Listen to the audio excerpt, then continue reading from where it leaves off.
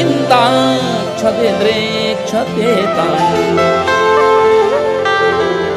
जैसे गाय का बछड़ा अपनी मां के लिए कितना व्याकुल होता है खूंटे पर बंधा हुआ, जैसे पक्षी का एक बच्चा अपनी मां के लिए कितना व्याकुल होता है, घोंसले में उछलता रहता है। उसको पता है कि उसकी मां उसके लिए दाना चुगने के लिए गई है। जो उनकी व्याकुलता है, ऐसी व्याकुलता हमारी आपके दर्शन के लिए, आपसे मिलन की ऐसी व्याकुलता हमारी रहे। न नाकपृष्ठम न च पारमेष्ठ्यम न सार्वभौमम न रसाधिपत्यम।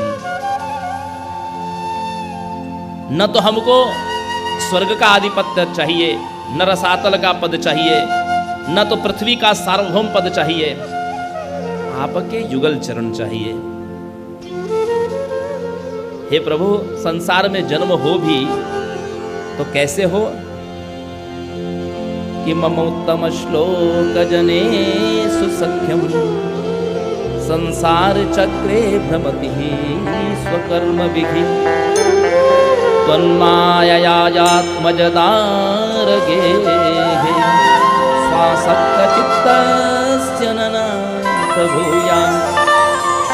ऐसे परिवार में हमारा जन्म हो कि जहां आपकी भक्ति होती हो। ऐसा परिवार न मिले हमको कि जो संसार चक्रे भ्रमति स्वकर्म भी, अपने कर्म बंधन में फंसा हुआ जो संसार में लिप्त है, ऐसे परिवार में जन्म ना हो। जहां पर आपकी भक्ति होती हो, ऐसे परिवार में जन्म होता रहे। इसीलिए स्वर्ग की कामना नहीं करता भक्त। असूत जी कहते हैं, सुधा पिपिन्नेकम नरस्यात अजरो मरा देव्या कथामृतम कुर्यात कुलमेवाजरो अमरा। स्वर्ग का अमृत तो केवल एक व्यक्ति को अमर बनाएगा, लेकिन देव्या कथामृतम कुर्यात कुलमेवाजरो अमरा। देवी भागवत का सुनने वाला, करने वाला, कराने वाला अपने समस्त कुल का उद्धार कर देता है।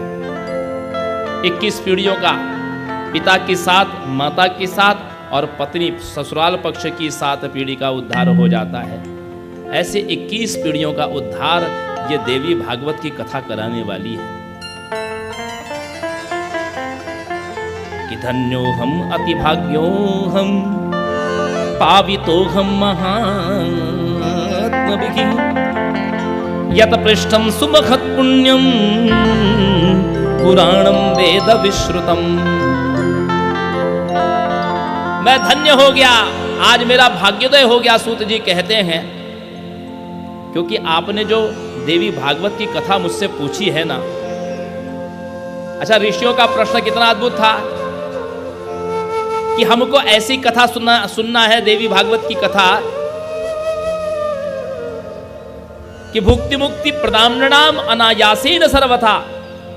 केवल मुक्ति के लिए कथा नहीं सुनना है हमको। आज की नई पीढ़ी को आप बच्चों को जब कहते हो कि भजन करो, भगवान आपको स्वर्ग देंगे, तो लोग कहते हैं स्वर्ग किसने देखा है। लोग कहते हैं कि आप दान करोगे तो ये चीज आपको अगले जन्म में मिलेगी। तो लोगों को लगता है इस जन्म के सुख को खो करके दूसरे जन्म की कौन कामना करे।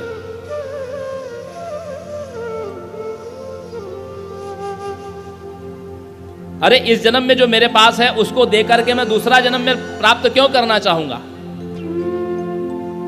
लेकिन कोई कहे यदि आपको कि इस जन्म में भी मिलेगा और अगले जन्म में भी मिलेगा,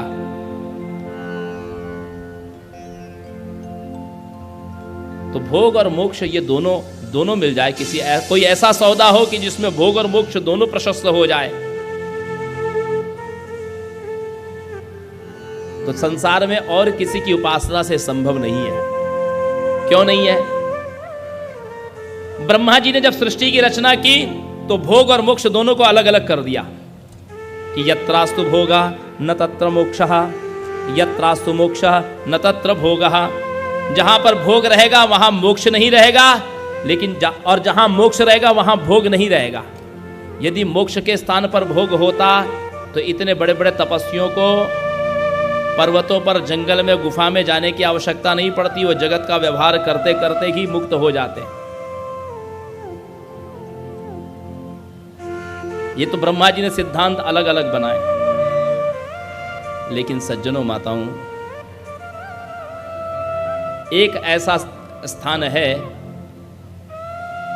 कि जहां भोग और मोक्ष दोनों सुलभ हो जाते हैं। जानते हैं कौन सा स्थान? श्री सुंदरी सेवन तत्पराणां भोगस्य मोक्षस्य करस्थैव। जो भगवती की उपासना करता है उसको भोग और मोक्ष दोनों उसको करतलगत हो जाते हैं। भोग और मोक्ष दोनों मिलते हैं।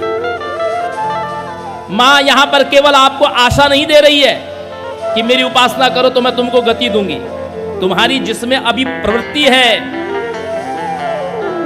धन में तुम्हारी रुचि है, यश कीर्ति में तुम्हारी रुचि है, सुंदर शरीर निरोगी शरीर में तुम्हारी रुचि है, बेटा बेटी परिवार घर मकान में तुम्हारी रुचि है, वो सब कुछ भी उपासक को अपने दे देती है।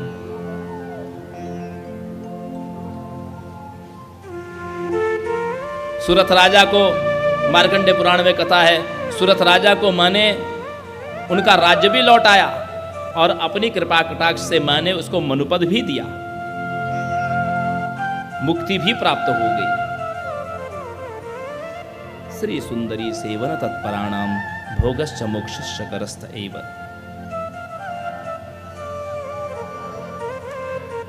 सूत जी कहते हैं,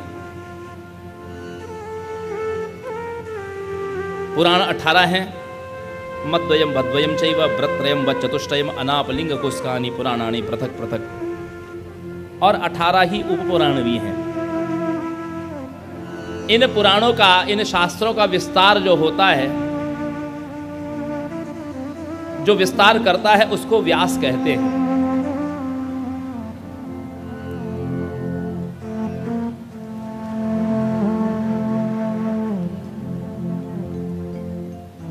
सृष्टि के बाद जब सृष्टि आरंभ हुई, पहले स्वयंभू मनवंतर में,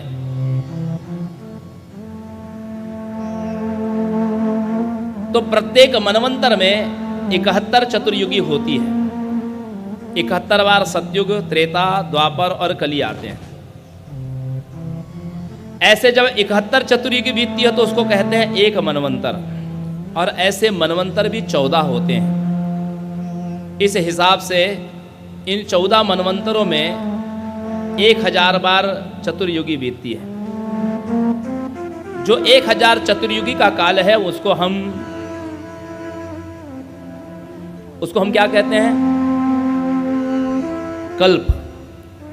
आप जानते हैं कल्प माना ब्रह्मा का एक दिन। जैसे मनुष्य के 360 दिन के बराबर एक वर्ष होता है, इसी अनुपात से ब्रह्मा जी का भी 360 दिन का एक साल होता है, और ब्रह्मा जी की भी आयु 100 वर्ष की है। ब्रह्मा जी के एक दिन में 1000 बार सतयुग, त्रेता, द्वापर, कली बीतते हैं, और ब्रह्मा की हमारे इस ब्रह्मांड के ब्रह्मा जी की आयु 50 साल की बीत चुकी है।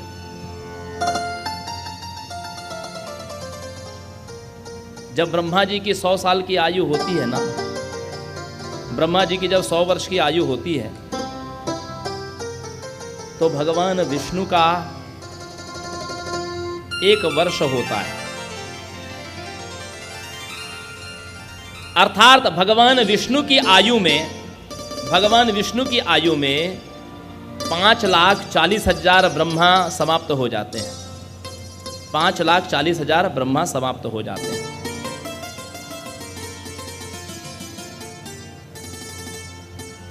और भगवान विष्णु के पूरे जीवन काल में भगवान रुद्र का भगवान शिव का 1 वर्ष बीतता है। देखिए, पहले तो विष्णु को समझिए कितने विष्णु हैं। देवी भागवत के अनुसार ही समझ लीजिए। नवम स्कंद में कथा आएगी, आप 8वें दिन की कथा में सुनेंगे, अष्टम दिवस की, कि भगवान श्री कृष्ण, भगवती ही स्वयं श्री कृष्ण है, और वे ही द्विभुज श्री कृष्ण के श्री अंग से भगवान प्रकट हुए, नारायण, चतुर्भुज नारायण। और एक नारायण जो प्रकट हुए राधिका और श्री कृष्ण के पुत्र के रूप में प्रकट हुए, जिनको हम क्या कहते हैं, जिनको हम महाविराट